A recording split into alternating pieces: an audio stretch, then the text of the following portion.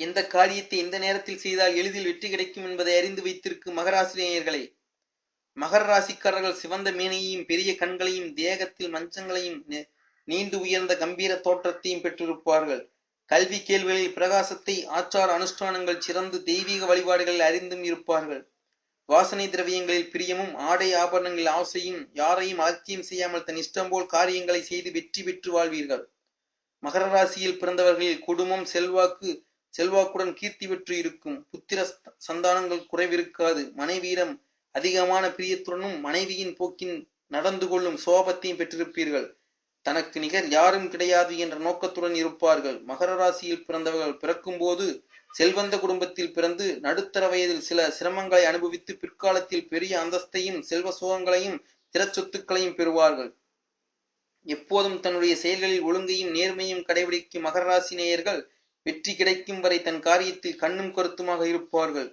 பொறுமையின் சிகரமாய் திகழும் இவர்கள் தன்னுடைய கருத்துக்களை வெளியிடும் போது சிறிய இனிமைகளையும் சேர்த்து கொண்டால் அவர்களின் கருத்துக்கு உரிய அங்கீகாரம் கிடைக்கும். சளியை தன் ராசிநாதனாக கொண்ட இவர்கள் சட்டம் ஒழுங்கை காப்பாற்ற அதிகம் பாடுபடுவார்கள். பொதுநலனுக்கென்று பாடுபடும் இவர்கள் உறுதியான செயல்பாடு உடையவர்களாக திகழ்வதோடு மற்றவர்களுக்கு சிறந்த வழிகாட்டியாகவும் விளங்குவார்கள். 5/7/2015 முதல் குரு அஷ்டமஸ்தானத்தில் சஞ்சாரம் செய்யவிருப்பதால் நீங்கள் எதிலும் கவனமாக இருப்பது நல்லது.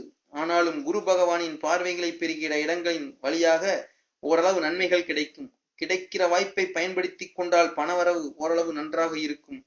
செலவுகள் அதிகரிப்பதால் ஓரளவு கடன் வாங்க நேரிடும். வாகனங்களை இயக்கும் போது, நெருப்பு மின் சாதனங்களை கையாளும் போது கவனம் அவசியம்.